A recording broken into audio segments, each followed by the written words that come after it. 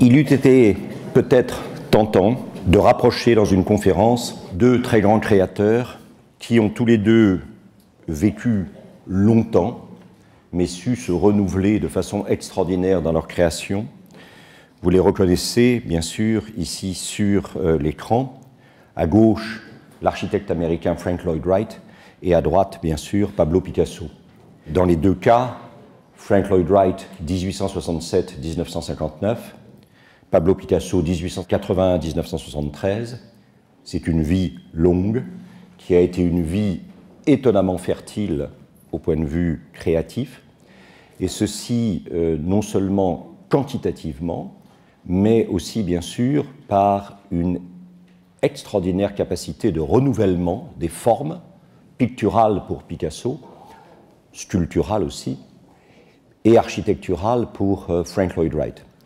Il aurait peut-être valu la peine de rapprocher dans ces deux existences une succession de présences féminines, au moins 4 pour Frank Lloyd Wright, plus encore pour Picasso, qui ont marqué des tournants dans l'approche stylistique, comme si les femmes jouaient successivement le rôle de muse inspiratrice et puis étaient congédiées dans les deux cas de manière assez brutale et douloureuse quand elles étaient remplacées par une nouvelle muse. Je n'ai pas cédé à cette tentation, en partie parce que c'eût été consacré peut-être trop peu de temps à Frank Lloyd Wright, alors que j'en ai fait volontairement l'une des 7 personnalités autour de laquelle j'ai essayé de réfléchir à haute voix devant vous sur l'identité américaine. Et je pense effectivement que quand on aborde la carrière de Wright, il faut bien marquer qu'elle est répartie entre deux lieux extrêmement contrastés du territoire américain. Et que si on reprend une fois de plus la phrase de Gertrude Stein, que toute histoire américaine est une histoire géographique, The Geographical History of America, opposition nord-sud, opposition est-ouest, repérée et objet d'un avertissement à la nation de la part de George Washington, le père fondateur, dans son discours d'adieu à la nation américaine. Pour Frank Lloyd Wright, il y a 2 états essentiels. L'état de naissance, ici le Wisconsin, donc dans les plaines, mais au nord-est. Il ne s'agit pas d'un état côtier, c'est très important. Il s'agit donc d'un état d'immigration germanique et, disons, galloise massive, pas très loin des Grands Lacs. Et l'autre état, bien sûr, c'est au sud-ouest, l'Arizona, un état rentré tardivement dans l'Union, dont l'aspect physique, flore, faune, est évidemment en complet contraste à cause de sa nature désertique avec, évidemment, le Wisconsin. Le Wisconsin, auquel Frank Lloyd Wright est toujours resté attaché, c'est son état de naissance à Richland Center, même s'il a passé la plupart de son enfance à Spring Green. C'est son état d'enfance, de naissance, d'enfance. C'est là que sa mère l'enverra tous les étés auprès de ses oncles qui sont fermiers, passer l'été à travailler à la ferme. Il y a donc une sorte d'appréhension de la terre américaine qui est une appréhension directe, physique, et pas simplement intellectuelle, même si elle le deviendra au fur et à mesure, mais nourrie par un contact quotidien et au fur et à mesure de la croissance de l'enfance à l'adolescence. C'est à Spring Green, donc, le lieu d'installation de la famille maternelle, les Lloyd, 2 L-O-Y-D, qui est un nom complètement gallois. C'est là qu'il installera ce qu'on appelle Taliesin, qui est un lieu extrêmement complexe, puisqu'il est à la fois le lieu des racines familiales, en particulier de l'école dans laquelle les tantes de Frank Lloyd Wright étaient institutrices. Frank Lloyd Wright a toujours été profondément attaché à la notion de transmission et de constitution d'équipes d'élèves autour de lui qui l'a porté ensuite jusqu'à la maîtrise et à l'indépendance. C'est en 1911, dans cet état du Wisconsin, à Spring Green, que Frank Lloyd Wright créera le premier Taliesin, qu'on appelle maintenant Taliesin East, Taliesin de l'Est. Taliesin est le nom d'un barde gallois vaguement rattaché au cycle arthurien, qui est évidemment un personnage légendaire plutôt que réel. Taliesin veut dire « shining brow », le front étincelant, le front éclatant. Et Taliesin, donc, parle d'une vision poétique. Et cette notion d'une vision poétique est absolument, poétique au sens de poienne créée, est absolument essentielle chez, évidemment, Frank Lloyd Wright. Le premier Taliesin sera construit en 1911. Ceux d'entre vous qui connaissent bien l'histoire de Wright se souviennent probablement qu'en 1914, ce premier Taliesin brûlera lors d'une tragédie terrible, puisque un domestique de la famille des Wright, devenu fou, assassinera la femme de Wright, les 2 enfants qu'elle avait eus d'un premier mariage, 4 personnes qui travaillaient pour Wright sur le chantier de Taliesin et la progression de Taliesin, et ensuite, après avoir assassiné donc ces 7 personnes, il mettra le feu à cette première architecture de Taliesin. Taliesin brûlera une 2e fois. Il y a une sorte de série de catastrophes dans la vie de Wright qui sont assez bouleversantes. Et finalement, le 3e Taliesin, c'est celui que nous connaissons aujourd'hui, Taliesin East. J'ai voulu tout de suite vous montrer cette image qui est pour moi extrêmement émouvante. C'est peut-être parce que j'ai longtemps enseigné, mais je trouve qu'il y a chez Wright une volonté absolument essentielle de partage, de transmission.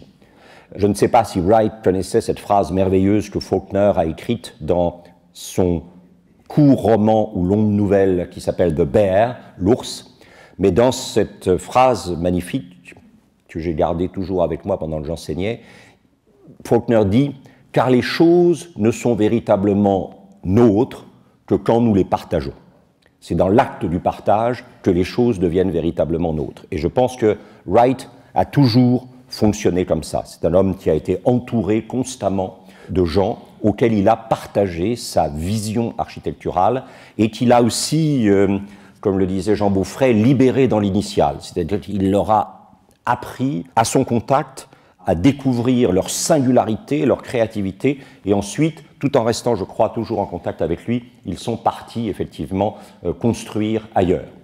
Alors, vous voyez qu'il y a des règles de la construction wrightienne.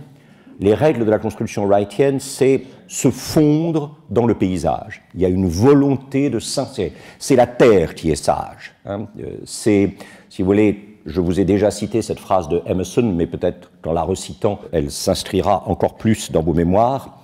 L'Amérique est un poème devant nos yeux. America is a poem in our eyes. Son ample géographie éblouit l'imagination.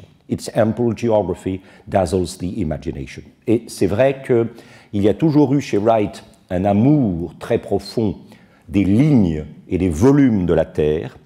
Et je pense qu'à l'image probablement de quelqu'un dont la vie est contemporaine des débuts créatifs de Wright, c'est-à-dire Paul Cézanne, Wright a fait avec son architecture ce que Cézanne a fait avec sa peinture, c'est-à-dire montrer que sous l'apparent désordre du réel, il y a ce que Anton Hermsweig appelait « the hidden order of the world », un ordre caché du monde. Et que nous pouvons décider que cet ordre caché du monde est la signature discrète de Dieu dans sa création. Nous pouvons penser que c'est un ordre moléculaire venu de la nature des choses, atomiste de Lucrèce, mais en tout cas, il y a un ordre caché du monde. Et qu'en fait, quand Cézanne disait traiter la nature par le cône, le cylindre, le cube, etc., d'une certaine façon, ce que Cézanne faisait en peinture, Wright l'a fait en architecture, c'est-à-dire montrer par des formes abstraites comment le paysage concret tient debout. Deuxième principe, il ne faut jamais céder à la tentation de la boîte. Et donc, une maison ne peut pas être palladienne. C'est-à-dire que je n'ai pas rapporté ici de plan de maison palladienne, mais pour ceux d'entre vous qui ont visité avec moi la Rotonda de Palladio ou qui l'ont visité avec d'autres gens, c'est clair, si vous voulez, que cette extraordinaire symétrie vitruvienne du monde, hein, c'est-à-dire le cercle pris dans le carré, le cercle perfection céleste, le carré perfection terrestre, le cercle pris dans le carré ou le carré pris dans le cercle, et puis deux grands axes qui se croisent à angle droit et la répartition parfaitement symétrique de chaque côté de ces deux grands axes, ce n'est absolument pas le monde de Wright. Wright entend dans cela une abstraction, la ligne droite dont il a besoin pour construire doit être continuellement contredite par d'autres lignes droites et surtout une disposition qu'on va appeler, faute d'un mot meilleur, organique, c'est-à-dire qui correspond finalement à l'architecture de la Terre elle-même. Et vous voyez, ces lieux bas, tassés, discrets, protecteurs. Alors certaines personnes n'aiment pas les maisons de Wright parce que les maisons de Wright sont toujours un tout petit peu plongées dans une légère pénombre, mais voilà, ce sont des lieux, alors ça aussi je crois que c'est très important, ce sont des lieux, comment dire, j'allais presque dire, il y a quelque chose de fœtal dans le lieu wrightien. C'est un lieu où on se protège. Et justement, la maison se pelotonne autour de ceux qu'elle protège, finalement. Vous voyez aussi très nettement, avec la présence de cette cloche de monastère japonais, qu'il y a une influence très très forte du monde japonais chez Wright. Nous y reviendrons probablement tout à l'heure. Et puis, alors, évidemment, ce qu'on appelle en anglais cantilever, tout ce qui est cette projection en saillie, audacieuse, qui est un moyen pour la maison de faire apparaître des lignes de force du paysage qui sont situées très probablement en arrière de la maison. C'est clair que, si vous voulez, ces projections de lignes, hein, projections assez vertigineuses et en suspens véritablement dans le vide, sont très caractéristiques de l'art de Wright, en partie parce qu'elles lui permettent de souligner les lignes d'organisation du paysage qui entoure la maison. Et puis alors, à l'intérieur, nous ne sommes pas chez le modulor de notre ami Le Corbusier, mais vous le savez, Wright n'était pas très grand, il avait à peu près ma taille, et il a donc toujours coupé la verticalité de ses intérieurs par généralement des saillies qui correspondaient à une dizaine, quinzaine de centimètres au-dessus de sa taille, pas plus, de manière à ce que le personnage, les humains, ne soient pas écrasés par, effectivement, la hauteur vertigineuse des espaces. Et puis vous retrouvez toujours, effectivement, une très grande attention aux matériaux, avec en particulier une entrée de la nature dans la maison sous la forme de la pierre et du bois. Pierre et bois qui sont, on le verra tout à l'heure, dans les cas les plus radicaux, laissés à nu pour bien montrer que la maison n'est que le surgissement momentané, concret, mais nécessairement un peu abstrait par l'architecture elle-même, d'une sorte d'appréhension du réel. Très important chez Wright, tout ce qui est de l'ordre de la convivialité. C'est-à-dire qu'il faut que l'intérieur soit un lieu qui prédispose à l'échange, à la circulation de la parole, à la communion des intelligences, des sensibilités. Wright était véritablement très préoccupé par cette idée que je vous ai parlé d'un lieu fœtal, mais c'est un lieu aussi essentiellement convivial, l'espace wrightien. Il faut que des gens puissent, à l'intérieur de la maison, faire circuler ce qui est, vous le savez, Montaigne dit quelque part, car nous ne sommes hommes et ne tenons les uns aux autres que par la parole. Hein. Donc si c'est la parole qui nous constitue dans notre humanité, la circulation de la parole est un lieu essentiel de la co-humanité. Et Wright était très préoccupé de ça. Créer des espaces où les gens aient envie de s'attarder et où les gens aient envie de converser, d'échanger. Et puis, Wright a toujours cru à une sorte de cross-fecundation, comme on dit en anglais. Les arts se fécondent mutuellement. Et quand on est architecte, il faut bien sûr être un littéraire, mais il faut adorer le théâtre, la maison étant une sorte de scène dans l'espace extérieur, et il faut adorer la musique, parce qu'évidemment, il y a une question d'harmonie qui est essentielle dans l'œuvre de Wright. En ce sens, Wright, sous ses apparences modernes, est quelqu'un qui est directement engagé, enraciné dans le fin de siècle. Il se souvient, parce qu'il la connaît, de la phrase de Walter Pater, le disciple de Ruskin et le maître de Wilde, qui dit quelque part « All art aspires to the status of music. Tout art aspire au statut de la musique. Ce n'est pas par hasard que le XIXe siècle, dans son période ultime, est wagnérien. Cette idée, effectivement, que tout doit finalement se fondre et s'abîmer dans une sorte de grande harmonie musicale qui est l'essence même, effectivement, du monde. Alors, l'autre espace en dehors de Taliesin East, c'est Taliesin West. Et vous voyez tout de suite qu'on est dans un espace complètement différent. C'est-à-dire que là où on avait effectivement ces collines d'herbes vertes, et elles sont vertes toute l'année parce qu'il pleut pas mal dans le Wisconsin, rassurez-vous, ces collines d'herbes vertes qui déploient leur moutonnement très lent et très adouci à l'infini, avec une extraordinaire fertilité. Ici, on est dans un monde plutôt de la stérilité, on est dans un monde qui est caractérisé par la présence de ces grands cactus qu'on appelle les saguaros, et puis on est dans le monde, évidemment, de pierres rouges très sèches qui correspondent au désert sonorant. Et ce désert sonorant, c'est là qu'est située cette grande banlieue de Phoenix, Arizona, qui s'appelle Scottsdale. Et c'est à Scottsdale, bien sûr, que dans les années 30, Frank Lloyd Wright a décidé de créer une deuxième école d'architecture, qui, elle, s'appelle donc par nature Taliesin West, puisque celle du Wisconsin s'appelle Taliesin East. Et l'idée étant, bien sûr, que Taliesin West va pouvoir servir d'école d'architecture l'hiver et que Taliesin East servira d'école d'architecture l'été. Et encore aujourd'hui, la Frank Lloyd Wright Fellowship, c'est-à-dire la communauté architecturale qui continue à fonctionner autour et dans l'héritage de la pensée et de la pratique wrightienne, alterne tous les ans entre 6-7 mois en hiver à Scottsdale, Arizona, et ensuite, évidemment, 5-6 mois l'été à Taliesin Spring Green dans le Wisconsin. Alors, la première chose que vous faisiez quand vous vouliez étudier avec Frank Lloyd Wright, il n'y avait pas d'école, il n'y avait pas de diplôme qui était requis à l'avance. Et quand vous faisiez état du fait que vous aviez travaillé avec Frank Lloyd Wright, vous trouviez immédiatement du travail aux États-Unis. La première chose que Wright vous demandait, c'était l'aspect très fellowship, c'était de construire dans le désert, en particulier, la pratique était, on entrait chez Frank Lloyd Wright, en principe l'hiver. Et donc on entrait à Taliesin West. Et la première chose que Wright vous demandait, c'était de vous construire un abri dans le désert. Et ça n'était qu'une fois que vous aviez construit votre propre abri dans le désert que vous étiez admis au cours et à participer à la vie de la communauté de Taliesin. Donc comme si, d'une certaine manière, vous deviez faire apparaître vos convictions architecturales, votre idée de l'architecture très tôt.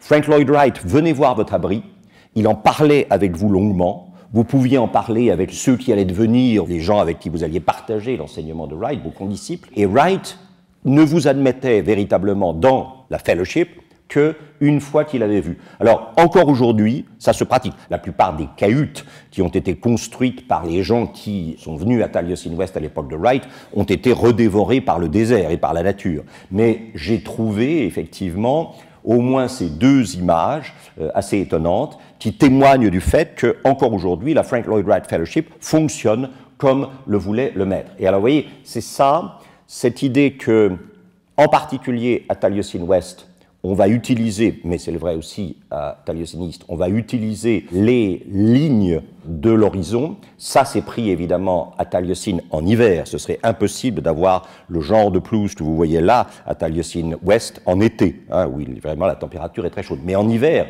le climat de l'Arizona est effectivement délicieux. C'est pour ça que c'est devenu évidemment un des lieux où énormément de retraités américains s'installent pour leur retraite. Les deux lieux fondamentaux, c'est l'Arizona et la Floride. Et alors vous voyez que le bois est souvent utilisé pour faire apparaître, par exemple ici, l'aspect évidemment complètement plat du désert sonorant, jusqu'à ce qu'on arrive aux premières, effectivement, manifestations des Rocheuses. Alors à nouveau, vous retrouvez cette idée de la volonté de ne pas concevoir la maison comme un grand carré ou un grand rectangle. Il y a généralement un immense axe de circulation. Sur cet axe de circulation sont placés de manière signifiante pour Wright et qu'il faut ensuite essayer de comprendre quand on revient à son œuvre, sont disposées un certain nombre de pièces. Alors les pièces, évidemment, elles-mêmes sont carrées ou rectangulaires, mais ce qui compte, c'est l'agrégat des pièces qui lui-même n'apparaît pas comme un tout compact et centré et fermé sur lui-même. Et alors évidemment, je ne sais pas si vous êtes jamais allé à Taliesin West, mais c'est quand même assez somptueux, il faut bien dire, quand on arrive à Taliesin West, avec, vous voyez, cette espèce d'immense escalier, hein, fait évidemment de pierres qui ont été travaillées, mais qui ne sont là que pour entourer et mettre en valeur les pierres naturelles qui ont été ramassées pour construire, et cet immense escalier qui vous invite à rentrer évidemment dans les bâtiments, avec toujours ce souci pour Wright, on en reparlera tout à l'heure, de quasiment dissimuler l'entrée. Il y a chez Wright des souvenirs bibliques constants, hein, la porte étroite, cette idée qu'on n'entre pas dans l'intimité des gens de façon effectivement sans y avoir été invité, et que une porte dissimulée est une porte qui permet à cette intimité de se protéger et qui aussi met en valeur l'acte d'invitation à entrer et à partager la vie de la communauté familiale ou d'études qui vit à l'intérieur d'eux. Voilà, tout ça, ce sont... Alors, très important, évidemment, ici, la pierre que vous avez là, ça, ce sont des signes qui sont, évidemment, des hiéroglyphes égyptiens d'une tribu aujourd'hui disparue qu'on appelle les Anasazi. Les Anasazi sont, évidemment, les ancêtres lointains des Indiens Hopi, et ils ont été récupérés, puisque vous savez qu'on dit parfois, j'espère que personne ne sera choqué de cette facilité de langage, on décrit parfois les Navajos comme les Japonais indiens, c'est-à-dire ce sont des gens qui empruntent énormément de choses aux autres communautés indiennes, soit qui les ont précédées, soit qui sont voisines, et les Anasazi, qui n'ont rien à voir au départ avec les tribus Navajos, ont maintenant été intégrés par les Navajos dans, évidemment, leur histoire tribale collective. Et c'est très important pour Wright que d'avoir la présence de ces signes, de ces hiéroglyphes Anasazi qui témoignent d'un temps très long de demeure et d'habitation dans cet espace naturel. Vous voyez, si vous pouviez lire ça, vous liriez H-O-G-A-N, Hogan. Le Hogan, c'est le nom de l'habitat traditionnel des Indiens Navajos. Donc il y a une volonté, si vous voulez, de marquer non pas une distance et une supériorité avec les Indiens qui seraient des sous-hommes, mais il y a au contraire une volonté de la part de Wright d'intégrer l'héritage indien, l'héritage native, indigène, à l'intérieur de son architecture. Avec évidemment une importance très grande qui est donnée dans un pays qui est extrêmement chaud l'été à l'eau et au point d'eau, avec la salle de travail, bien sûr. Alors n'oubliez pas qu'il ne travaille pas ici l'été, sinon ça serait intenable, bien sûr. Hein. Il travaille ici l'hiver, hein, bien sûr. C'est la salle d'études, c'est la salle de dessin. Et vous voyez que cette salle de dessin, elle fait un peu tasser, les gens sont les uns sur les autres. Et ça, Wright veut ça. Wright veut qu'il y ait cette cross-fecundation, c'est-à-dire que les gens soient à la fois dans leur travail, mais que rien de leur travail ne soit presque soustrait aux autres, de même que rien du travail des autres ne m'est soustrait. Et que finalement, ce qui se crée de plus beau, c'est ce qui se crée collectivement. Hein, et qu'il y a une dimension collective de la création, une dimension d'échange, une dimension de partage, une dimension presque de communion. C'est une sorte, pour Wright, l'architecture, la création d'un bel espace architectural, c'est le résultat d'une sorte de communion laïque. Et vous voyez, beaucoup de photographies de Wright que vous voyez sont Wright avec ses étudiants, au milieu de ses étudiants, qui, encore une fois, qu'il ne recrute absolument pas sur des diplômes techniques, etc. Je sais que certaines personnes vous diront probablement que Wright était un brillant créateur de formes et pas forcément un ingénieur essentiel. Je crois qu'on peut le dire. Je ne sais pas si vous vous souvenez, peut-être je vous ai déjà raconté, ou j'ai déjà raconté à certains d'entre vous, l'histoire merveilleuse de ce monsieur Johnson, le propriétaire des produits d'entretien, cire, etc. Et Johnson s'est fait construire à Racine, dans l'état du Wisconsin, justement. Il s'est fait construire un extraordinaire siège social, que nous verrons tout à l'heure, et une extraordinaire maison qui s'appelle Windspread, les ailes étendues, une maison absolument magnifique. Mais il fallait que je passe, si j'avais commencé à vous décrire l'une ou l'autre maison, on y aurait passé toute l'après-midi. Maison qui est constituée d'un noyau central où sont toutes les fonctions collectives, salle à manger, salon, fumoir, etc. Et puis ensuite rayonnent à partir de cet espace central 4 ailes, l'aile des propriétaires, l'aile de leurs enfants, l'aile des invités, l'aile des domestiques. Et le soir de l'inauguration de cette maison, M. Johnson reçoit toute la bonne société de Racine. Il y a un gros orage dehors et au bout d'un moment, tout le monde un peu gêné voit que M. Johnson reçoit à intervalles réguliers mais très rythmés une goutte d'eau sur son crâne légèrement dégarni. Alors, M. Johnson tape dans ses mains, le majordome arrive, M. Johnson lui demande son téléphone, on apporte le téléphone, M. Johnson fait le numéro de Frank Lloyd Wright, l'appelle, Wright décroche, Frank, j'ai un problème, il y a une goutte d'eau qui me tombe régulièrement sur la tête alors que je reçois mes amis à dîner pour l'inauguration de votre superbe maison. Ah bon, lui dit Wright, pourquoi vous ne déplacez pas votre chaise? Donc vous voyez le... Voilà. Bien. Et donc... mais j'insiste sur cette idée, si vous voulez, que chez Wright, il y a cette... Alors à nouveau, vous voyez, ces espaces conviviaux, au centre duquel la musique joue un rôle extrêmement important. Il s'agit de faire de la musique une sorte d'emblème de l'harmonie essentielle que Wright essaie de créer autour de lui. Est-ce que cette harmonie essentielle désirée est à la fois une sorte d'exorcisation du ménage parental défait? Est-ce que c'est une exorcisation dans la deuxième partie de sa vie de l'horreur de l'abandon de sa première femme, de l'horreur de la perte de la deuxième femme, celle pour laquelle la première a été abandonnée dans l'incendie du premier Taliesin en 14, on ne sait pas. En tout cas, il y a chez Wright cette idée qu'il y a des forces de destruction, il y a des forces de violence, de brutalité qui sont à l'œuvre dans le monde et qu'il faut les exorciser en célébrant constamment, effectivement, la rencontre, l'harmonie de l'être ensemble. Alors évidemment, Taliesin East n'est jamais aussi beau qu'en automne, comme une très grande partie du nord de l'Amérique. Vous retrouvez ici le tout petit côté grange, évidemment, classique, style Fisher-Price, si vous voyez, qui est là. Hein. Et vous avez ici l'espace dans lequel Frank Lloyd Wright a grandi. Alors, son père est un échec absolu.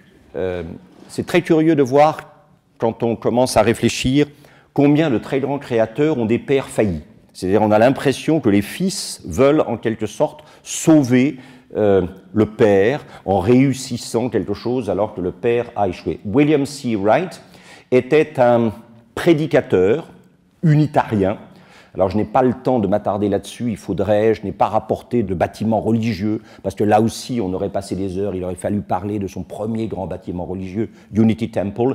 Les unitariens, dont Emerson a été à un moment un pasteur de l'Église unitarienne, les unitariens sont des gens qui essaient de rassembler tous ceux qui se disent disciples du Christ en éliminant tous les éléments d'affrontement doctrinal et en privilégiant tous les éléments comportementaux charitables. C'est ça, les unitariens, en gros. C'est un peu simple, je le reconnais, mais bon, s'il y a des spécialistes de théologie unitarienne dans la salle, ils doivent trouver que c'est un peu taillé à la serpe. Mais en gros, c'est ça. C'est un mouvement qui s'est développé en Angleterre et aux États-Unis fin 18e, début 19e, très populaire aux États-Unis au 19e, à un moment, si vous voulez, où face à la science, au matérialisme dialectique et réel grandissant, le religieux se sent menacé, et donc le religieux tente à une union, non pas autour de ce qui pourrait diviser, les subtilités dogmatiques, mais autour de ce qui doit unir, c'est-à-dire l'acte de charité. Voilà. Et donc, le père de Wright était un pasteur unitarien, mais dans toutes les églises américaines, vous êtes un bon pasteur si vous rapportez de l'argent. Or, il est très, très, très mauvais à faire surgir de l'argent et à le gérer.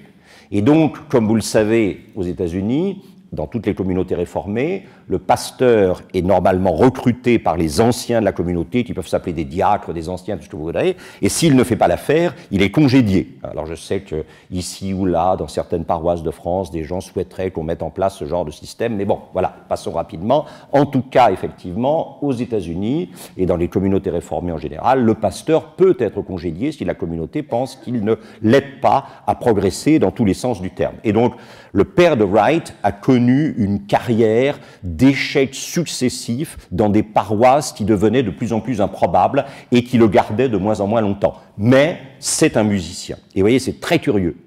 Wright, d'habitude on dit que la musique vient par la mère, chez Wright, elle vient essentiellement par le père. Alors que sa mère, Anna Lloyd Wright, et j'adore cette idée qu'elle aimait la vérité et elle l'a recherchée. Vous la voyez ici, avec Frank, lors de son premier mariage, et Catherine Tobin, sa première femme, qu'il a épousée très jeune, probablement trop jeune. Et donc la mère, alors ça c'est étonnant, en 1876, il naît en 67, donc il a 9 ans, sa mère va se rendre à l'exposition universelle de Philadelphie, qui est ce qu'on appelle l'exposition du centenaire, puisqu'elle célèbre le centenaire de la déclaration d'indépendance du 4 juillet 1776. Et dans les bâtiments très inspirés du Crystal Palace londonien que vous voyez ici en haut à droite, Madame Wright, la mère de Frank, va tomber en arrêt devant effectivement Froebel et les cubes, les formes élémentaires de Froebel. Elle va acheter toute la série pour son fils, elle va les rapporter bien sûr dans le Wisconsin natal, et donc c'est très très curieux. D'habitude, on dit que les formes, la matière viennent par le père, la musique, la sensibilité par la mère. Chez Wright, c'est exactement le contraire. La musique et la sensibilité viennent du père, les formes, la rigueur, l'architecture, la combinatoire d'éléments invariants viennent chez Wright de la mère, qui est institutrice de formation en fait. Voilà les fameux cubes de Froebel. Ceux d'entre vous qui éventuellement ont visité la maison, première maison que Frank Lloyd Wright s'est construit pour lui-même et sa première femme, Catherine Tobin, et ses enfants, dans le quartier de Oak Park, banlieue résidentielle de Chicago, où il a trouvé une série de clients qui lui ont fait construire des choses absolument magnifiques, qui sont là encore aujourd'hui, mais la plupart dans des mains privées, donc on ne les visite pas. Par contre, on visite la maison de Wright, dans la salle de jeu des enfants, qui est un endroit fabuleux sur lequel je ne peux pas revenir maintenant, ce serait trop long, mais dans la salle de jeu des enfants, ils ont bien sûr disposé du matériel pédagogique de Froebel qui a été très important. Et la deuxième chose qu'elle mettait dans la chambre de son fils, c'était bien sûr des gravures d'architecture. Donc c'est étonnant, hein, il est devenu architecte de par la volonté de la mère, d'une certaine manière. Hein. On pense que parmi ces gravures d'architecture, il y avait au moins une gravure du Panthéon de Rome, que beaucoup de gens encore dans la deuxième moitié du XIXe siècle considéraient comme le bâtiment le plus parfait de toute l'architecture antique, et qui de toute façon avait été relayé aux États-Unis par un personnage extrêmement important, Thomas Jefferson, puisque vous savez que Jefferson est un génie absolu et polymorphe, hein, puisque Jefferson était à la fois un excellent musicien, il écrivait, parlait latin, grec, 5 ou 6 langues vivantes, et il était architecte. Architecte amateur, mais architecte brillant.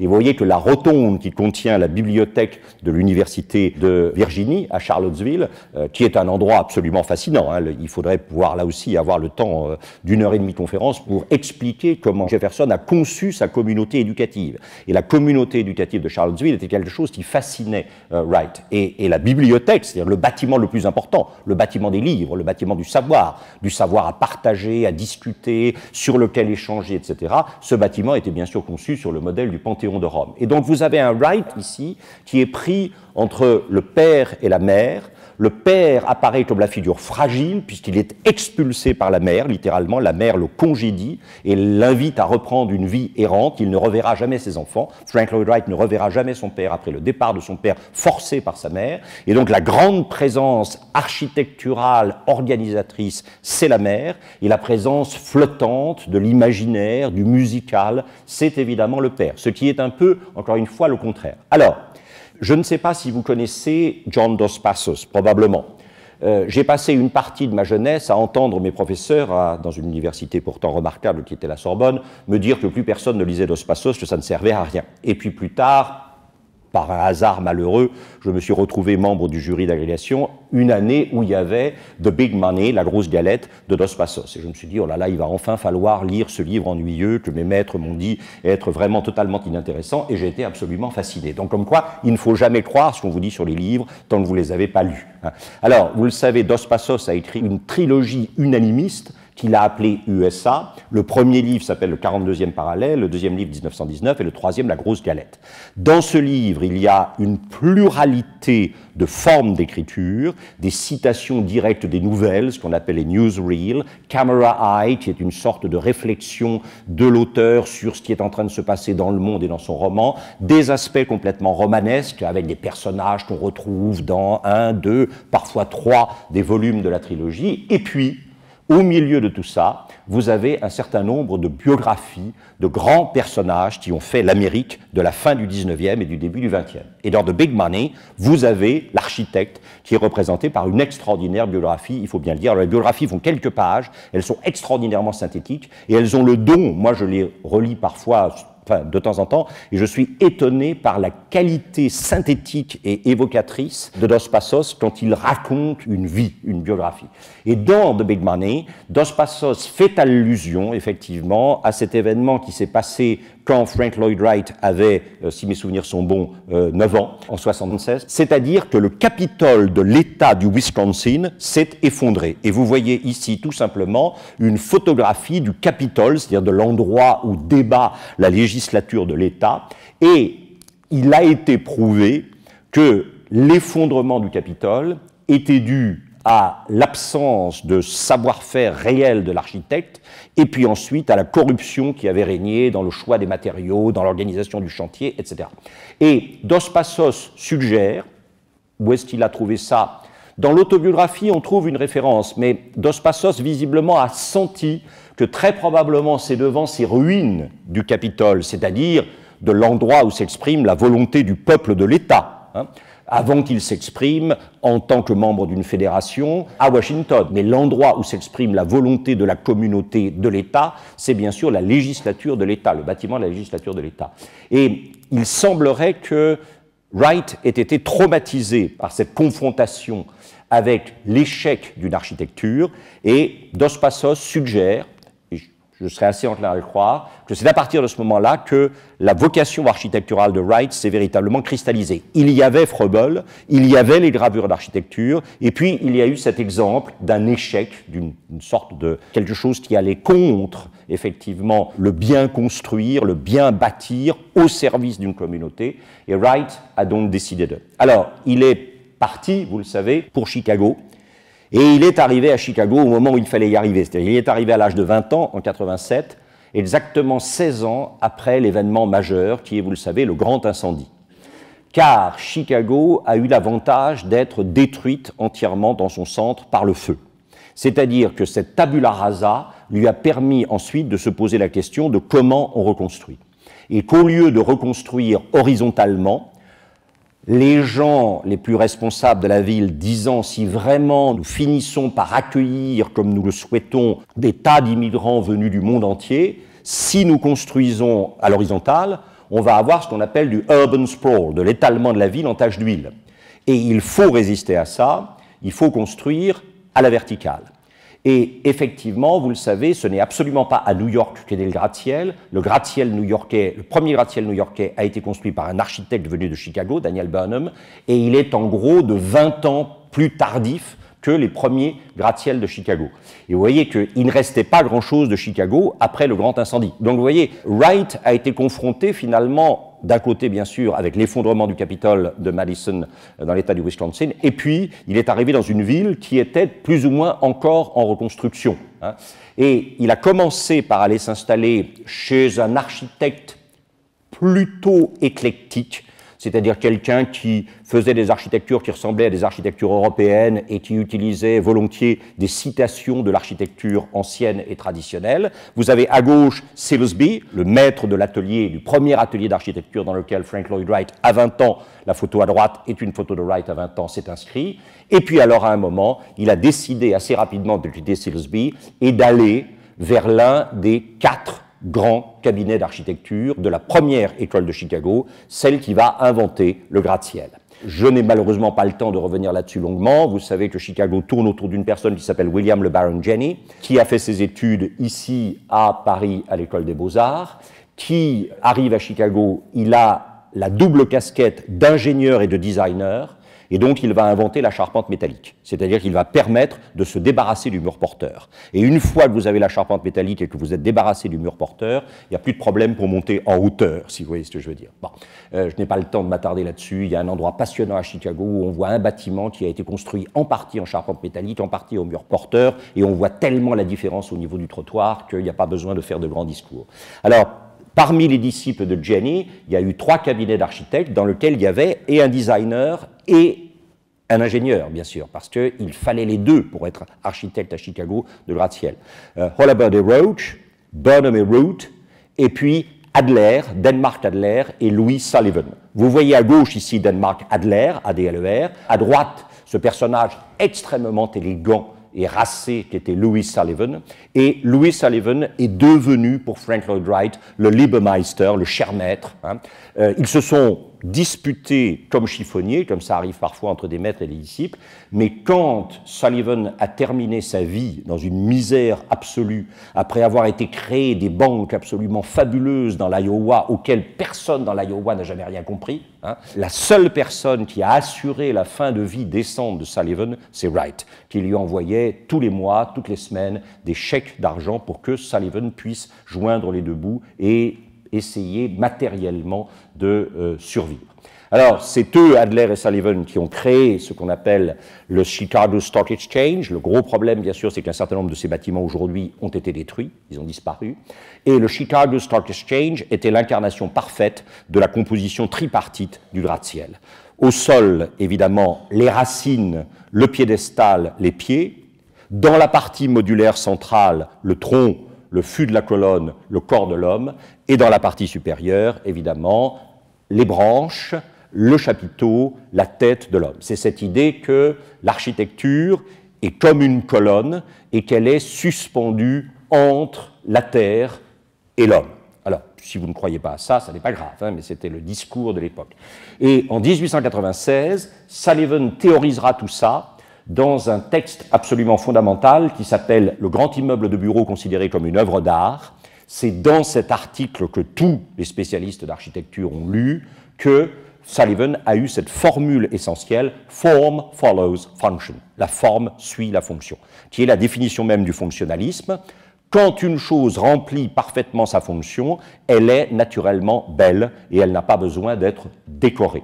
Toute chose qui remplit parfaitement sa fonction est naturellement belle et n'a pas besoin d'être décorée. Le seul problème, c'est que Sullivan n'a pas lui-même été très fidèle à ses principes, parce que c'est un extraordinaire décorateur, et il a utilisé comme excuse pour remplir ses gratte-ciel soi-disant formalistes de végétation, de présence humaine, l'idée que le gratte-ciel, ça n'était jamais qu'une feuille d'arbre grossie de manière énorme, et que si on regardait comment a été fait une feuille d'arbre avec toutes ces petites nervures, etc., ça correspondait exactement à un mur de gratte-ciel. Vous n'êtes pas obligé de le croire, ni de me croire. Hein. Mais pour Sullivan, c'était essentiel. Il ne pouvait tenir debout que quelque chose qui reproduisait sur une taille beaucoup plus importante et de manière abstraite, là aussi, l'ordre caché du monde, par exemple, dans une feuille. Hein. Et ça, je pense que ce sont des choses que Wright n'a jamais oubliées.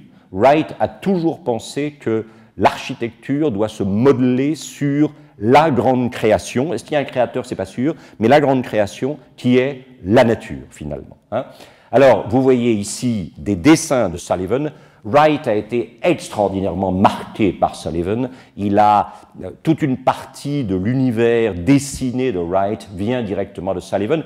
Et effectivement, pas très longtemps après être arrivé à Chicago, il a effectivement quitté Silsby et il est allé, en 90, 3 ans après son arrivée, il est allé frapper à la porte du cabinet d'architecture de Adler et Sullivan en demandant à être reçu comme apprenti. Il a été reçu comme apprenti et il a fait son premier travail. Alors ceux d'entre vous qui ont visité avec moi ce bâtiment assez étonnant, hein, ça date des années 1889-90. Hein. C'est le bâtiment qu'on appelle l'auditorium, qui est un bâtiment à usage multiple, immense salle de spectacle au milieu, hôtel, bureau. Les bureaux de Adler et Sullivan, le cabinet d'architecture où Wright a commencé ses études, étaient situés dans la tour ici. Et évidemment, si vous voulez lire des choses sur cette période, sur Sullivan, sur Wright, vous avez 2 livres. Un qui s'appelle The Pit, la corbeille, qui est une histoire qui est un roman qui se passe autour de la bourse de Chicago et la spéculation sur les céréales, puisque vous savez qu'encore aujourd'hui, la bourse de Chicago fixe les prix des céréales pour le monde entier. C'est un roman d'un romancier réaliste américain qui s'appelle Frank Norris. Ça a, dans le temps, été traduit en français, mais je ne sais pas si les traductions sont encore disponibles dans le commerce, peut-être dans des bibliothèques municipales ou locales, etc. Et puis l'autre livre, c'est un roman policier qui a quelques années, qui s'appelle Le Diable dans la Ville Blanche d'Eric Larson, The Devil in the White City, qui est un roman policier à propos d'un serial killer qui utilise l'exposition universelle de Chicago de 1893 pour se livrer à des activités à la Landru. Et c'est passionnant, parce que vous retrouverez tous les gens dont je viens de vous parler, Ola Bird et Roach, Burnham et Root, Adler et Sullivan, William le Baron Jenney, les gratte-ciel, etc. Tout ça, c'est dans Le Diable dans la Ville Blanche, et c'est un moyen assez extraordinaire de rentrer dans l'univers de cette ville qui s'invente et qui se crée. Alors, détail essentiel, ce sont les grandes arcatures romanes en appareil rustique. Le gothique, le néo-gothique, qui a hanté toute la première partie de la deuxième moitié du XIXe siècle, est considéré comme un art trop raffiné, trop cosmopolite, trop européen, et paradoxalement, le roman, l'arc en plein cintre, de préférence en appareillage rustique, c'est-à-dire en moellon non poli, va devenir la signature d'une architecture de la terre, de l'homme, et effectivement de la force et de la puissance du rêve américain. Qui est-ce qui est derrière ça?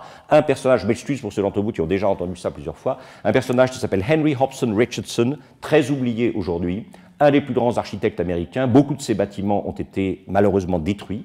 Et vous avez ici la porte d'entrée de service d'une superbe maison construite pour un milliardaire à Chicago qui s'appelait Glessner House. Et vous retrouvez effectivement l'arc en plein cintre, et vous voyez bien que vous n'avez pas la porte d'entrée sous l'arc en face des marches, il vous faut tourner sur la gauche, et ce système d'une porte d'entrée qui n'est pas dans l'axe d'une magnifique arche en plein cintre, Wright va l'adopter de nombreuses fois dans la construction, comme ici, par exemple, à Oak Park, ce fameux quartier résidentiel de Chicago où il fera ses premières armes de construction.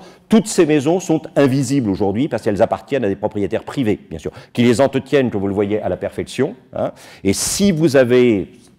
Certains d'entre vous dans cette salle sont allés à Chicago avec moi. Nous avons descendu entre la maison de Wright et le Unity Temple, Prairie Avenue, l'avenue de la Prairie, et nous avons vu effectivement ces maisons. Et vous voyez bien sûr que ici, la porte est dans l'axe, ça je peux vous le dire parce que je le sais, mais vous voyez qu'il y a une sorte de redoute à la Vauban qui, à la fois, vous oblige à aborder la porte de côté et en même temps dissimule l'essence de l'entrée. Il y a toujours chez Wright cette protection d'une intimité. La maison, c'est véritablement un lieu essentiel.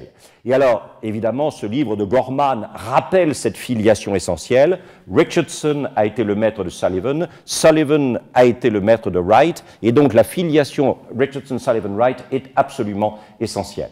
Alors, dans le fameux Auditorium Building, que vous pouvez visiter aujourd'hui, si vous allez à Chicago, ne ratez pas les visites guidées de l'auditorium, c'est un bâtiment absolument extraordinaire, et c'est probablement un des bâtiments qui vous donnera le mieux l'idée de ce qu'était effectivement, ce qu'a été l'âge d'or du boom économique de Chicago, fondé sur le fait que Chicago est devenu la plaque tournante du commerce américain. Tous les produits manufacturés venaient de la côte Est et toutes les matières premières agricoles venaient du centre du pays. Elles se retrouvaient autour de la plaque tournante ferroviaire de Chicago.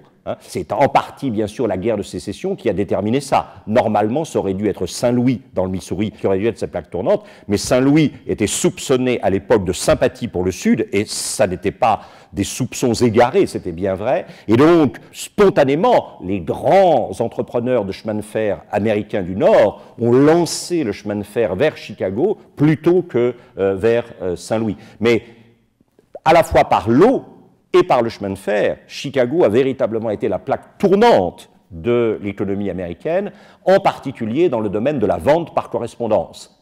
C'est-à-dire que toute la prairie, tous les petits fermiers ou tous les propriétaires agricoles de la prairie commandaient tous les objets de consommation à Chicago de vente par correspondance, et ils envoyaient vers Chicago et les céréales et le bétail. Chicago a été connu à la fois pour ses silos céréaliers et pour ses abattoirs, bien sûr, dont on a parlé la semaine dernière à propos de Theodore Roosevelt. Alors voilà, ça c'est très émouvant.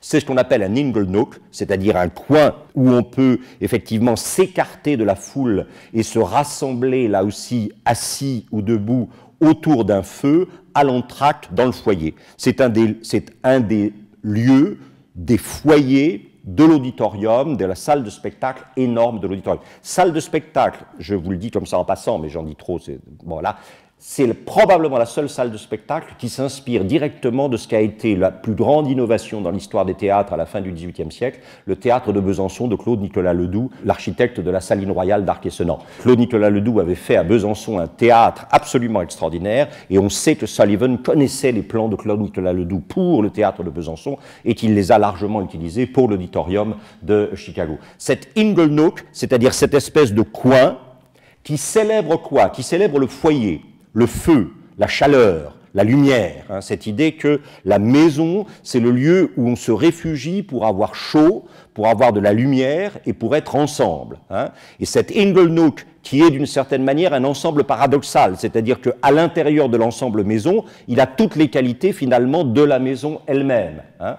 Eh bien cet Ingle Nook, vous le retrouverez effectivement dans la maison de Frank Lloyd Wright. Quand vous entrez dans la première maison que Frank Lloyd Wright s'est construite pour lui, pour sa première femme et pour ses enfants, la première chose que vous voyez en entrant dans la maison, c'est un Ingle Nook, c'est-à-dire une cheminée avec le fameux arc en plein cintre que nous venons de voir chez Richardson et chez Sullivan, et puis alors comme toujours chez Wright, la nécessité de dire clairement les choses. Truth is life.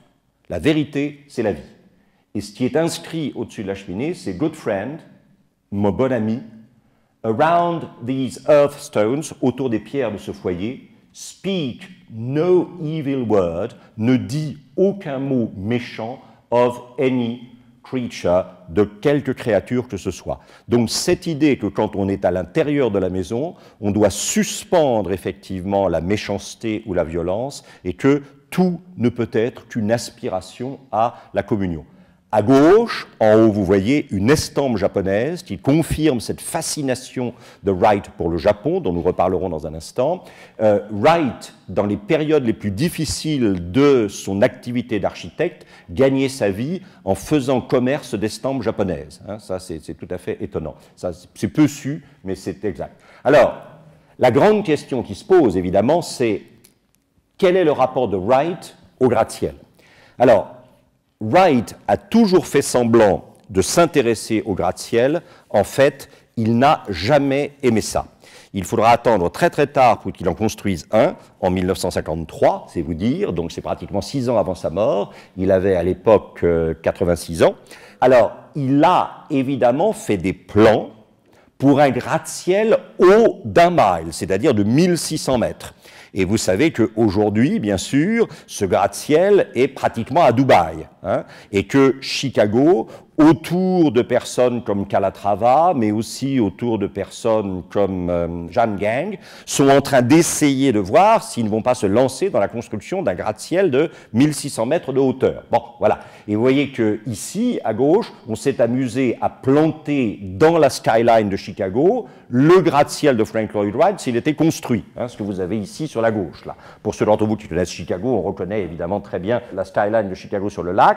Et puis, vous avez 2 dessins. À droite, le dessin original de Frank Lloyd Wright, et à gauche, une maquette qui a été faite, et qui montre que Wright a pensé à un moment au gratte-ciel, de même qu'il a été tenté très nettement par l'urbanisme. Il a pensé à un moment dans la grande lignée des cités-jardins, hein, qui est extrêmement importante aux États-Unis, même si les cités-jardins naissent au départ en Angleterre. C'est clair que Wright a pensé à un moment construire une cité-jardin qui serait appelée Broad Acre, et il en a fait une maquette avec ses étudiants, mais ça n'a jamais dépassé le stade de la maquette et des plans que vous voyez ici. Alors tous ces dessins sont des Wright. Vous voyez qu'il y a un petit côté futuriste, hein, c'est très clair, presque science-fiction. On n'est pas encore dans la guerre des étoiles, mais quasiment. Et vous voyez que très étonnamment, la grande hauteur n'est pas son monde. Hein. Alors, il met un gratte-ciel par-ci, par-là, pour faire comme si, d'une certaine manière. Hein, mais je crois véritablement que ça n'est absolument pas son monde. Et voilà son gratte-ciel. Hein. La tour Price, qu'il a construite à Bartlesville, dans l'Oklahoma. Alors là, je dois dire que c'est un des rares endroits de Wright où je ne suis jamais allé. Parce que pour aller à Bartlesville, en gros, il n'y a quand même qu'une seule chose à voir à Bartlesville, le gratte-ciel de Wright. Et une fois que vous êtes à Bartlesville, le plus difficile devient d'en revenir, si vous voyez ce que je veux dire. Déjà y aller, ça n'est pas... Vous savez, c'est cette fameuse phrase quand on demandait... Gertrude Stein était née à Pittsburgh. Quand on lui demandait à Paris, dans son appartement de la rue Fleurus, « How is it there ?» Comment c'est là-bas? Elle répondait « But there is no there there ». hein. Mais il n'y a pas de là-bas. Sous-entendu, c'est vraiment rien. Bon, voilà. Donc, Bartlesville, je me l'imagine un peu comme ça, et j'ai sûrement tort, c'est probablement un des lieux les plus charmants de la Terre. Alors, est-ce que Wright a construit de la hauteur et de l'industriel? Oui. Il a construit de la hauteur et de l'industriel au sens à la fois de l'ensemble de bureaux et de la tour de laboratoire de recherche et d'archives de cette fameuse entreprise Johnson de produits nettoyants, cire et produits nettoyants, dont je vous ai déjà parlé. Tout ce que vous voyez là, c'est l'ensemble de la Johnson à Racine, Wisconsin. Ceux d'entre vous qui ont fait avec moi il y a 3 ans ou 4 ans un long itinéraire de 15 jours, Frank Lloyd Wright, où je crois on a vu quand même plus de Wright en 15 jours qu'il est possible d'en voir ou à peu près, parce que le Wisconsin et l'Illinois sont très riches. C'est sûr que la première fois qu'on arrive à Racine, c'est extrêmement frappant. Ceci date des années 20, si vous voulez. Hein, voilà, en gros. Et la tour d'un côté et les bureaux de l'autre sont très exceptionnels. Quand vous rentrez dans les bureaux, vous avez quand même ce sentiment de ces espèces d'immenses fleurs gigantesques qui sont en train de s'ouvrir comme ça, miraculeusement. Et puis, au pied de ça, vous avez un immense open space. C'est un des premiers très grands open space qui était très créé et pour lequel Wright a tout dessiné. C'est-à-dire que tous les bureaux que vous voyez là et toutes les chaises que vous voyez là, les lampes, tout ça a été dessiné par Wright. Wright est obsédé. C'est en ça qu'il est un homme, si vous voulez, de la tradition finalement fin de siècle. Hein. Wright est un fin de siècle, comme Charles Rennie Mackintosh, le grand Glaswegian. C'est d'ailleurs très étonnant. Ça fait des années que j'essaie de prouver que Wright avait vu Mackintosh ou Mackintosh avait vu Wright, je n'y suis toujours pas parvenu. La seule chose qu'on puisse penser, c'est que peut-être les premiers dessins architecturaux de Wright ont été publiés en Europe, en Allemagne, et il semblerait qu'un certain nombre de dessins architecturaux et de décorations intérieures de Mackintosh aient aussi été publiés par un éditeur allemand. Pas le même, mais ça pourrait expliquer peut-être comment ils se sont vus. Alors vous le savez, malheureusement, l'extraordinaire bibliothèque de l'École des Beaux-Arts de Glasgow a brûlé récemment, ce qui est tragique, j'espère qu'elle sera restaurée, mais les gens ne vont jamais à Glasgow et Charles Rennie Mackintosh a été un des plus grands architectes de la fin de siècle. C'est un personnage qui était adulé à Vienne. Dans toutes les expositions de la Sécession, Mackintosh était montré et il y a de très grandes parentés, de très grandes différences aussi entre Mackintosh et Wright, mais tous les deux sont des gens de la Gesamtkunstwerk, de l'œuvre d'art totale. C'est-à-dire que quand vous entrez dans une pièce de Wright ou de Mackintosh, vous devez être immédiatement surpris par la notion d'harmonie. Tout art aspire au statut de la musique. Et en particulier, ce sont des gens qui non seulement dessinent des architectures extérieures, qui non seulement dessinent évidemment des arrangements de pièces, mais font tout le mobilier, jusqu'aux poignées de porte, etc., pour qu'il y ait cette espèce de sentiment, effectivement, d'une œuvre d'art totale, d'une harmonie absolue, quand l'œil circule, évidemment, là-dedans. Alors, Wright avait créé, avant la Johnson, un autre bâtiment de bureau à Buffalo. J'ai toujours pensé, je n'ai pas rapporté d'image là, parce que, vous le voyez, je suis en train de courir après mon temps, donc c'est assez tristounet. Mais j'ai toujours pensé que ce genre de bâtiment très massif, Wright l'avait probablement regardé, je ne sais pas si vous vous souvenez de ce personnage qu'on appelle Peter Behrens, grand architecte industriel de l'Allemagne qui précède immédiatement le Bauhaus. Gropius et Mies van der Rohe ont été des élèves de Behrens, Le Corbusier a été un élève de Behrens, et j'ai toujours pensé que dans la massivité de cet immeuble de bureau, il y avait quelque chose de la massivité du fameux bâtiment pour les turbines de l'entreprise AEG qu'avait construit effectivement Behrens. Je n'ai pas le temps de m'attarder là-dessus, hein. Mais là aussi un open space, et là aussi quelque chose de très nouveau, c'est-à-dire cette idée que le gratte-ciel, enfin le bâtiment est non seulement ouvert sur l'extérieur par des fenêtres, mais qu'il est ouvert sur l'intérieur. Vous voyez ce que je veux dire? C'est-à-dire que on élimine la tentation de la boîte compartimentée en évidant complètement l'intérieur et en permettant à cet intérieur d'être regardé de tous les étages dans un mouvement effectivement centripète. C'est assez surprenant. Et alors, vous voyez, Cooperation, Economy and Industry, vous retrouvez la victoire de Samothrace. Je ne sais pas si vous la voyez, mais elle est là. Voilà. Wright avait une passion pour la victoire de Samothrace. Elle apparaît sous une forme ou sous une autre dans énormément de ses décorations intérieures. Et puis, vous avez cette passion de Wright qui veut qu'il n'y ait jamais, effectivement, d'éclairage zénital par le plafond.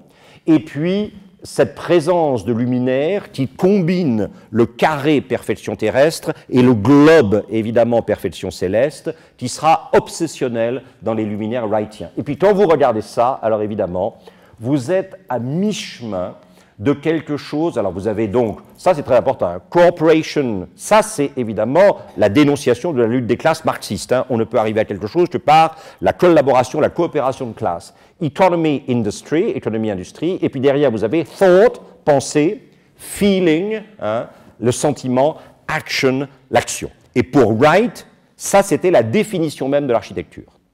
L'architecture ne pouvait exister que parce qu'elle était une action qui donnait à voir le dialogue entre une pensée rationnelle et une émotion.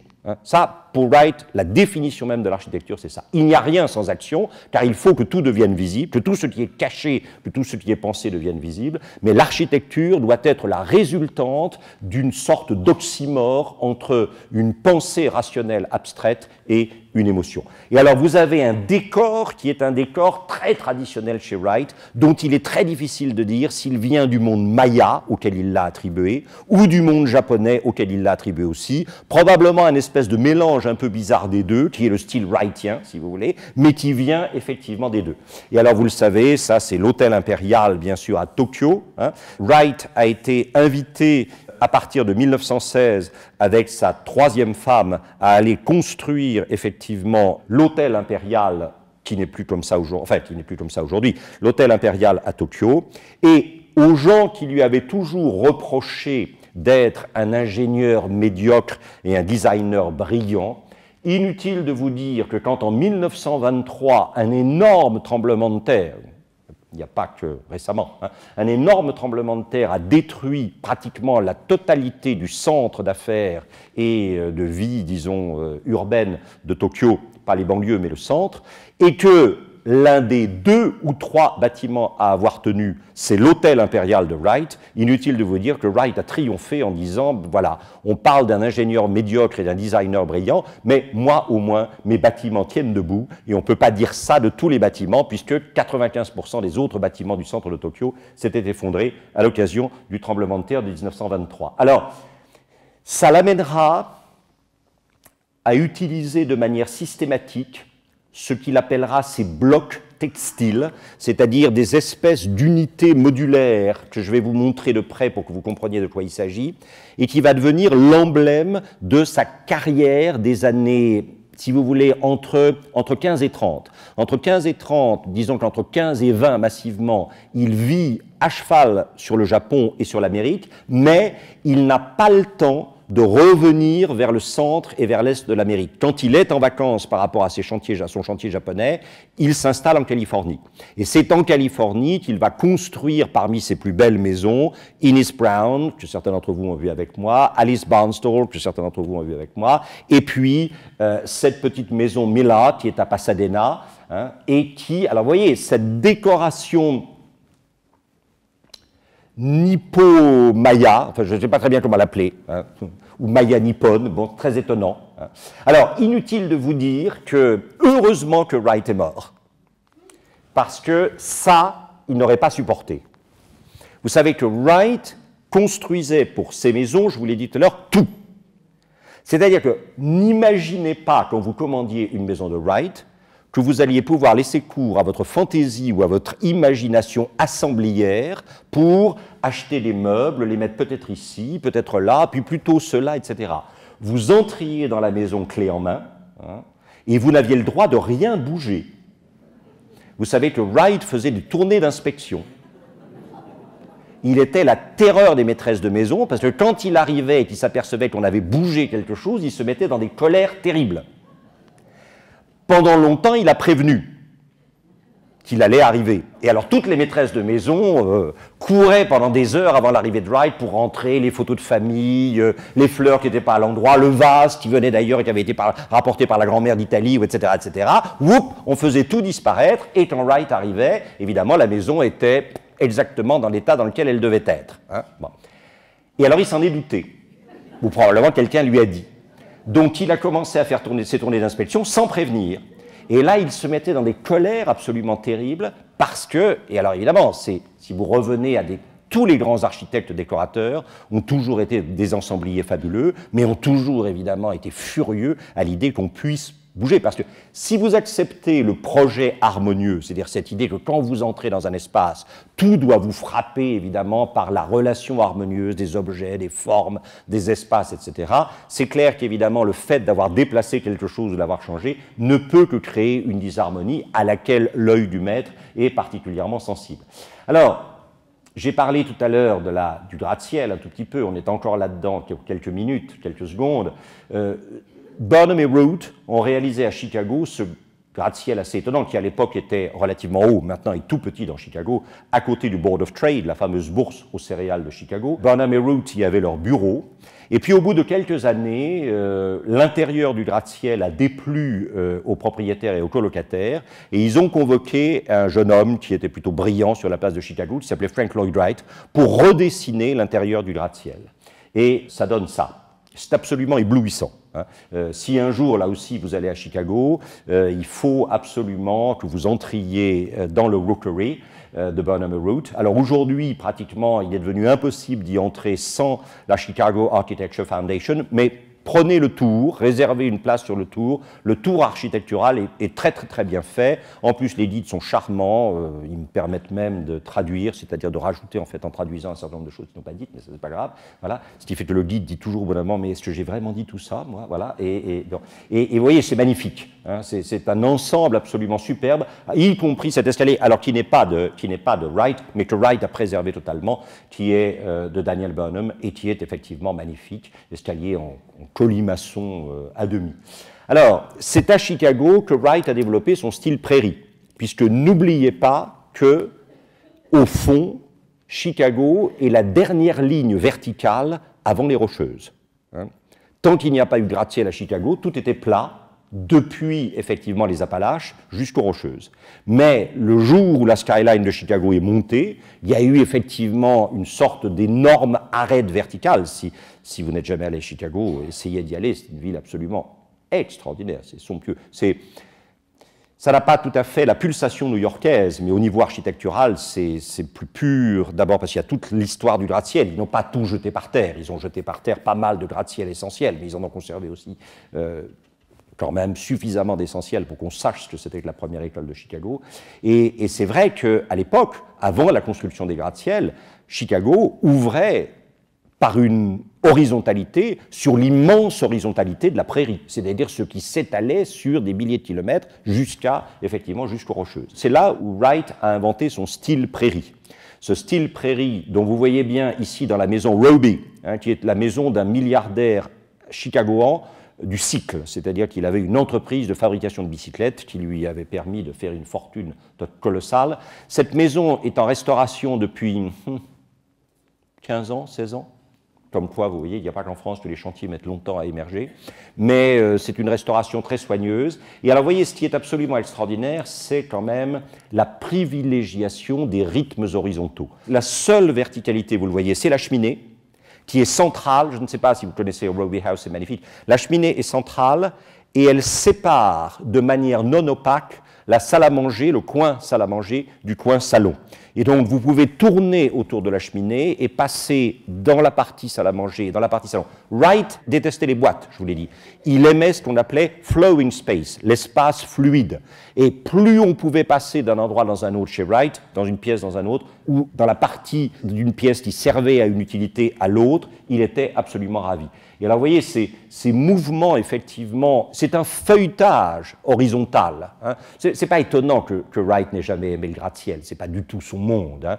Et pour lui, si vous voulez, ce feuilletage horizontal, c'était au fond l'idée qu'il se faisait géologiquement des plissements et des couches superposées qui constituaient l'architecture de la Terre, dont finalement la maison n'avait pour mission que de la rendre visible, puisqu'elle était invisible et sous les pieds. Alors avec, vous voyez, ce très grand cantilever, ce très grand suspens jeté comme ça. Alors, Wright a été un admirable poseur de défis à des gens des charpentes métalliques, parce qu'il les a obligés à faire des charpentes métalliques qui permettaient de supporter les toits sans du tout de support ou de repos sur des mètres, effectivement, d'élan et de vide sous elle.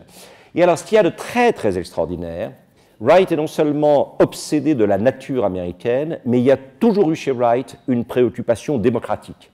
C'est-à-dire qu'il savait très bien que le genre de maison qu'il construisait ne pouvait être que des maisons pour des milliardaires ou des semi-milliardaires, si je puis dire. Et alors, du coup, dans les années 30, encore plus probablement après la Deuxième Guerre mondiale, mais à partir des années 30, il s'est lancé dans la tentative de construire ce qu'il a appelé des Usonian Homes. Alors les Usonian Homes, ce sont des maisons dont la première caractéristique est l'habitabilité. Mais cette idée d'une habitabilité ne doit pas être contradictoire avec la beauté. Et donc il faut que cette habitabilité simple, efficace, soit directement perçue de l'extérieur et de l'intérieur comme belle. Et cette habitabilité, elle doit être économiquement accessible. Donc de petites maisons, mais des maisons qui se distinguent toutes par leur individualité, qui ne sont pas énormes, qui ne sont pas chères, et dont effectivement la double exigence d'habitabilité et de prix réduit ne doit en aucun cas contredire la notion de beauté.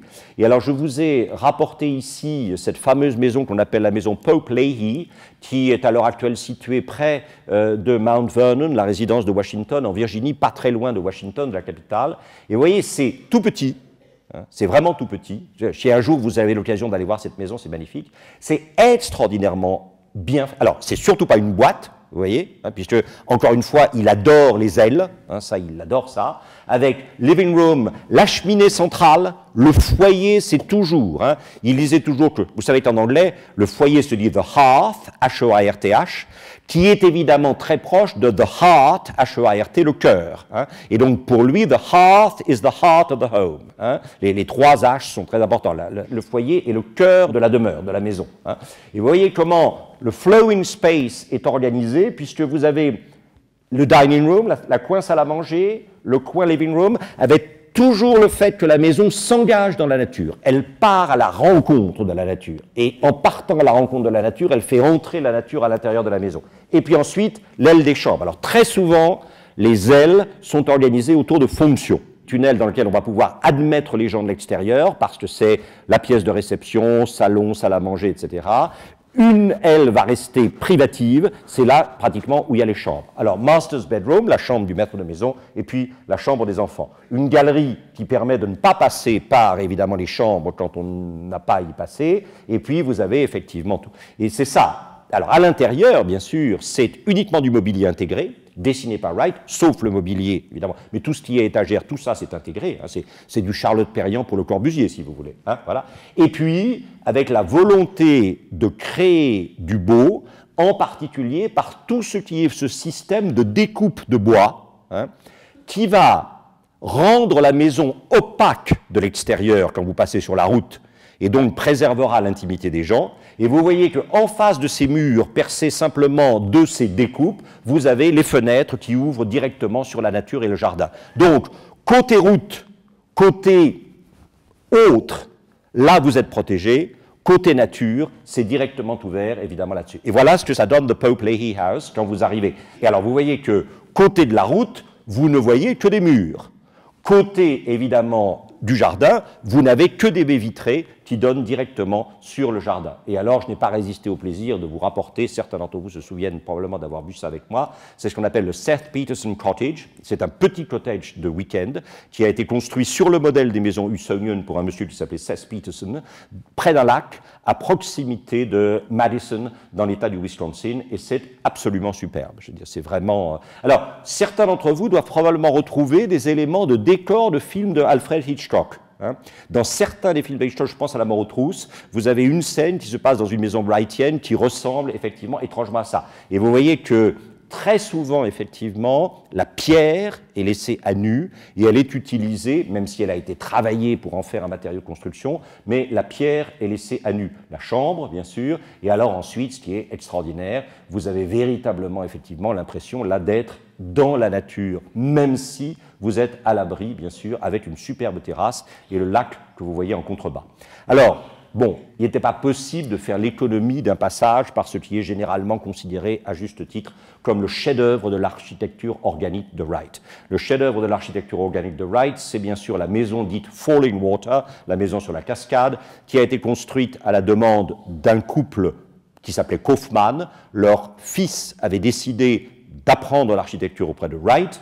Ensuite, les parents Kaufmann ont fait venir Wright près de Pittsburgh, où ils avaient une chaîne de grands magasins, et ils lui ont demandé de leur construire une maison sur un très grand terrain à peu près 2 heures de route de Pittsburgh, où ils organisaient le village de vacances de leurs employés. Et eux ont décidé de se faire construire une maison permanente. Et on raconte toujours la même histoire que je vais vous raconter au cas où par hasard vous ne la connaîtriez pas. La première fois que Wright est arrivé, monsieur et madame Kaufmann ont emmené Wright donc sur le terrain où il allait faire construire la maison, et en plein milieu du terrain, il y avait un torrent, et en plein milieu du torrent, il y avait une très belle chute d'eau. Et alors, madame Kaufmann, question posée à Frank Lloyd Wright, « Cher monsieur Wright, où allez-vous mettre la maison? De ce côté-là de la chute d'eau ou de ce côté-ci de la chute d'eau ?» Réponse de Wright, ni de ce côté-là, ni de ce côté-ci. Moment de panique de madame Kaufmann en se disant, ça y est, il ne veut pas construire la maison. Wright laisse passer 3 secondes, il avait tout à fait le goût de ce genre de situation qui lui permettait de... Bon, et il lui dit, « Neither this side nor that side, over the waterfall, sur la chute d'eau. Hein, voilà. Et alors là, probablement, les Kaufmann ont commencé à se demander si c'était une bonne idée, si vous voyez ce que je veux dire. Hein, parce que voilà. Et alors, vous le savez, la maison que nous allons voir dans une minute est reliée de manière extraordinaire à une maison d'hôte par un escalier qui est en fait le toit de l'escalier. C'est-à-dire, ce que vous voyez là, c'est au-dessus des marches que vous montez pour aller de la maison de maître à la maison d'invité. Et donc, l'escalier est non seulement matérialisé au sol, mais l'escalier est matérialisé en l'air, et vous avez véritablement le sentiment d'une série de degrés qui vous conduit jusqu'à la maison des invités que vous voyez ici, extérieur et intérieur, toujours évidemment l'estampe japonaise, ici sur le mur.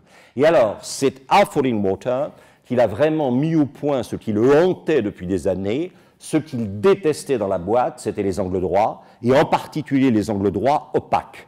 Et donc, il a développé une idée et un système qui lui permettait d'avoir 2 carreaux qui se rejoignaient sans nécessité de bois ou de béton ou quoi que ce soit, de manière à ce que le regard ne soit pas arrêté, effectivement, on y reviendra dans un instant.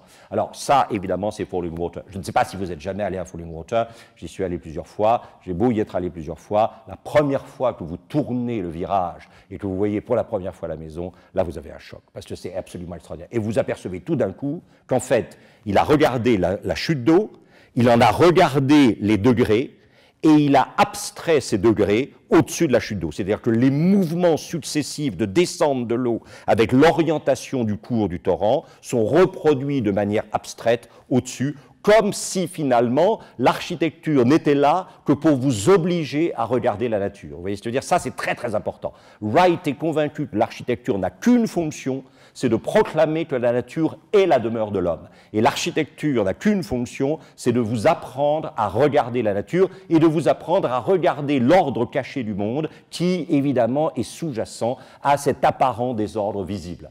Et alors, vous le voyez ici, vous avez le plan, hein, la petite passerelle d'accès, ensuite le chemin qui vous conduit jusqu'à la porte, la grande pièce centrale, et vous voyez que la maison est évidemment au-dessus de la chute, comme Wright avait promis au Kaufmann qu'elle le serait. Alors la salle, la grande salle de séjour, ça c'est totalement flowing space, jamais très haut en hauteur, toujours à cause de cette idée que Wright n'étant pas très grand, il ne conçoit pas d'espace écrasant en hauteur. Et vous avez là ce que je vous avais prévenu que vous auriez, ça ce sont les rochers sur lesquels est construite la maison, que Wright a laissé apparaître dans la maison même, pour bien signifier que la maison n'est qu'une expression de la nature. C'est-à-dire c'est quelque chose qui exprime l'ordre caché du monde en lui imposant une structure abstraite, mais cette abstraction tire son sens de la nature dont elle propose une lecture des formes et du fonctionnement. Ça, c'est une photo plus récente de l'intérieur avec, encore une fois, une énorme partie du mobilier intégré entièrement dessiné par Wright et toujours ce système de plafonnier. Wright n'aime pas beaucoup les choses qui pendouillent, hein, ça l'agace. De ça, parce qu'il n'est pas très grand, donc évidemment ça pourrait pendouiller de manière déplaisante. Donc il adore les éclairages zénithaux et il aime beaucoup ces complexifications géométriques d'éclairage zénithaux. Et alors là, vous avez, c'est exprès pour ça que j'ai récupéré cette photo de Falling Water qui n'est pas extraordinaire, mais vous voyez la fenêtre en coin, mais sans partie partition entre les deux verres qui se rejoignent à angle droit. Et donc, d'un seul coup, vous avez l'impression d'être directement dans la nature. Ça, c'est absolument fondamental pour lui. Il faut que le regard sorte totalement vers la nature, la maison n'étant là que pour vous apprendre à regarder et à vous étonner, à vous émerveiller de la nature. Et alors, vous voyez que partout, on est effectivement dans le traitement de la pierre locale, c'est la pierre locale qui sert de matériau principal, cette pierre locale étant géométrisée et étant ensuite recouverte d'objets faits de main d'homme, dont la fonction n'est pas d'attirer votre attention loin de la pierre locale, mais de renforcer par leur présence d'objets de beauté, le regard que vous portez sur. Et alors évidemment, en automne, j'ai eu la chance, il n'y a pas très longtemps, d'aller à Falling Water en automne, je l'ai vu comme ça, c'est tout simplement bouleversant, évidemment. Quand la nature américaine s'embrase dans l'été indien, cette espèce de figure, de désordre de végétation et de somptuosité, tout d'un coup, effectivement, entrant en dialogue avec cette pureté des lignes abstraites et cette blancheur qui met en valeur et qui est mise en valeur évidemment par la polychromie du paysage autour. Alors cette architecture évidemment organique, parce que c'est de ça dont il s'agit d'inscrire l'architecture abstraite dans la Terre. Cette architecture organique, évidemment, Wright l'a déployée dans sa forme suprême au moment où il a produit évidemment sa dernière grande œuvre, le Guggenheim que vous voyez là, avec cette extraordinaire, presque spatiale, on a l'impression presque d'être dans la guerre des étoiles, dans la partie supérieure, et en même temps, quand vous regardez en bas, ça c'est magnifique. Vous avez en bas la graine, d'où part la liane, qui croît en s'évasant. Alors c'est évidemment complètement fou, parce que normalement, un dôme ou une coupole, ça part d'une base relativement large, et ça va en se concentrant. Lui, Wright, a pris complètement à contre-pied. C'est le père de l'architecture des constructionnistes. Des gens comme Gehry, des gens comme Libeskind, des gens comme Zaha Hadid, etc., ne jurent que par Wright. Parce que c'est Wright qui le premier, d'une certaine façon, qui de la façon la plus nette, tout en disant que le gratte-ciel c'était merveilleux, c'est complètement opposé à l'obsession du parallélépipède rectangle sur pattes à la verticale, qui est devenu le style moderniste international. Et c'est vrai qu'ici, vous avez cette idée que rien ne part jamais que de la nature, une graine, que tout bâtiment est une sorte de liane qui se déploie à partir d'une graine et qui va en plus, bien sûr, en s'évasant, alors que normalement, l'architecture voudrait que ça se concentre. Alors, Wright a été un très grand dessinateur d'objets d'art décoratif. Aujourd'hui encore, les héritiers de Wright et la fondation Wright, la Frank Lloyd Wright Fellowship, vit pratiquement de ce que lui rapporte à la fois la visite des maisons qui appartiennent à la Fondation Wright et aussi, bien sûr, de la vente d'objets de Wright. Alors, les luminaires, bien sûr, le mobilier. Wright a toujours été extrêmement attentive aux chaises et aux tables parce que c'est le lieu de la communion. Et il a toujours construit des chaises au dossier extrêmement haut pour créer l'impression, si vous voulez, d'un espèce de cercle magique ou de rectangle magique à l'intérieur duquel les gens étaient, et la parole circulait à l'intérieur de ce rectangle magique, protégée par les hauts dossiers, de manière à ce que cette parole ne se perde pas et qu'elle ne soit pas effectivement écoutée par ceux qui n'avaient pas à y participer. C'est très important, cette idée. Wright est un personnage qui est obsédé de protection. Je crois que c'est probablement le résultat, évidemment, du trouble de l'enfance, en particulier la fragilité de la figure paternelle, la disparition de la figure paternelle chassée par la mère, et ensuite la répétition, le premier incendie de Taliesin, le deuxième incendie de Taliesin. Wright a quand même été très marqué par une sorte de fragilité des architectures humaines, des gestes humains. Et il a continuellement essayé de revenir sur cette espèce de protection, et protection non enfermée, mais protection qui est destinée à favoriser la convivialité, l'échange, la circulation de la confiance. Très très belle desserte, où on voit bien l'influence japonaise, très nettement, mais qui est magnifique. Il est capable de faire le siège de gauche et de faire le siège de droite. Le siège de droite, c'est celui qui vient des bureaux de la Johnson que nous avons vu tout à l'heure et qui est associé, bien sûr, avec les bureaux faits de la même manière. Il est capable de produire des sièges qui sont d'une élémentarité fonctionnelle qui alors renvoie véritablement à la phrase de son maître « Form follows function », la forme suit la fonction. Mais c'est peut-être effectivement dans le vitrail qu'il a été le plus éblouissant, puisqu'il a adopté cette idée venue de William Morris, en gros, que, au fond, la maison est un sanctuaire, La maison est un sanctuaire contre l'enlaidissement du monde, en particulier dans les villes, ou la maison est un sanctuaire à l'intérieur, bien sûr, du monde naturel. Et qu'est-ce que le vitrail est là pour faire? Le vitrail est là pour vous apprendre à regarder. Par exemple, à gauche, ce sont évidemment des corolles de fleurs, stylisées sous la forme d'un cercle monochrome. Et à droite, ce sont des graminées de la prairie américaine, dont vous voyez très bien la tige, et puis ensuite vous voyez les épis symétriques. Et Wright n'abstrait que pour vous apprendre à regarder. Alors très souvent dans les maisons de Wright, en particulier à la campagne, quand elles sont en pleine nature, vous avez volontairement organisé par Wright des alternances entre fenêtres transparentes et vitrail. Et le vitrail qui stylise et vous permet de comprendre la structure organique des plantes que vous voyez par la fenêtre et qui vous invite à vous étonner et à admirer cet ordre organique du monde, les vitraux ne sont là que pour regarder ce qui est dehors. Hein.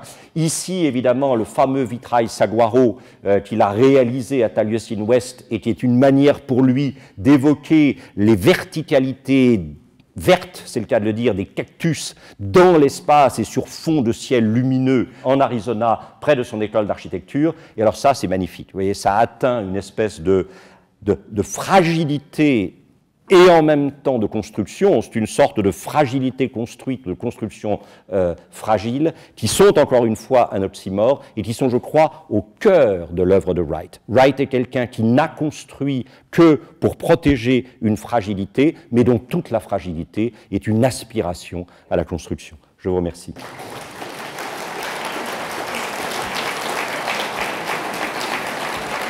Je voulais vous remercier vraiment beaucoup de la fidélité de votre présence et de la bienveillance de votre attention pendant ces 7 rencontres.